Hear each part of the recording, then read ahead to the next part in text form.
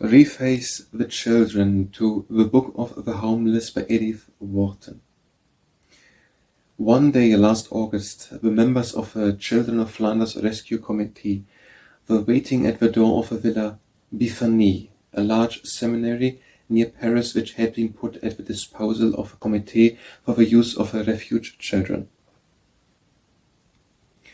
The house stands in a park with fine old trees and a wide view over the lovely rolling country to the northwest of Paris. The day was beautiful. The borders of the drive were glowing with roses, the lawns were fragrant with miniature haycocks, and the flower beds about the court had been edged with garlands of little Belgian flags. Suddenly we heard a noise of motor horns, and the gates of the park were thrown open. Down toward us, between the rose borders, a procession was beginning to pour. First a band of crippled and infirm old men, then a dozen sisters of charity in the white caps, and lastly about 90 small boys, each with his little bundle on his back. They were a lamentable collection of human beings, in pitiful contrast to the summer day and the bright flowers. The old men, for the most part, were too tired and dazed to know where they were or what was happening to them, and the sisters were crying from fatigue and homesickness. The boys looked grave too, but suddenly they caught sight of the flowers, the haycocks, and the white house front with all its windows smiling in the sun. They took a long look, and then, of their own accord, without a hint from the elders, they all broke out together into the Belgian national hymn. The sound of that chorus repaid the friends who were waiting to welcome them for a good deal of worry and hard work. The flight from Western Flanders began last April when Ypres, Poperinge, and all the other towns of uninvaded Belgium were swept by a senseless and savage bombardment. Even then it took a long time to induce the inhabitants to give up the ruins of their homes, and before going away themselves they sent their children. Trainload after trainload of Flemish children poured into Paris last spring. They were gathered in from the ruins, from the trenches, from the hospices where the Sisters of Charity had been caring for them, and where, in many cases, they had been huddled in with the soldiers quartered in the same buildings.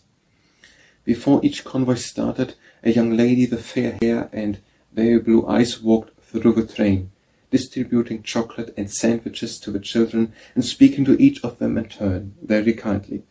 And all but the very littlest children understood that this lady was their queen. The Belgian government, knowing that I had been working for the refugees, asked me to take charity of 60 little girls and of the sisters accompanying them. We found a house, fitted it up, begged for money and clothes, and started the Children of Flanders Rescue Committee. Now, after 6 months, we have 5 houses and are caring for nearly 900 people, among whom are about 200 infirm old men and women whom the sisters had to bring because there was no one left to look after them in the bombarded towns. Every war work, if it has any vitality in it, is bound to increase in this way, and is almost certain to find the help it needs to keep it growing. We have always been so confident of this that we have tried to do for our Children of Flanders what the hostels have done for the grown-up refugees, not only to feed and clothe and shelter, but also to train and develop them. Some of the sisters are skilled lace makers, and we have founded lace schools in 3 of our houses.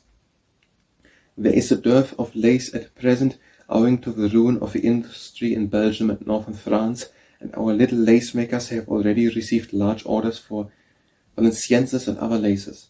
The smallest children are kept busy in classes of the Montessori type, provided by the generosity of an American friend, and the boys of our school hours are taught gardening and little carpentry.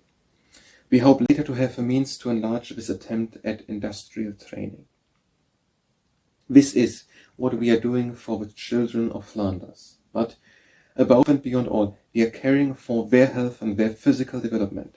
The present hope of France and Belgium is in its children and in the hygienic education of those who have them in charge, and we have thought the good sisters may things they did not know before concerning the physical care of the children. The results have been better than we could have hoped, and those who saw the arrival of the piteous waifs a few months ago would scarcely recognize them in the round and the rosy children playing in the gardens of our houses.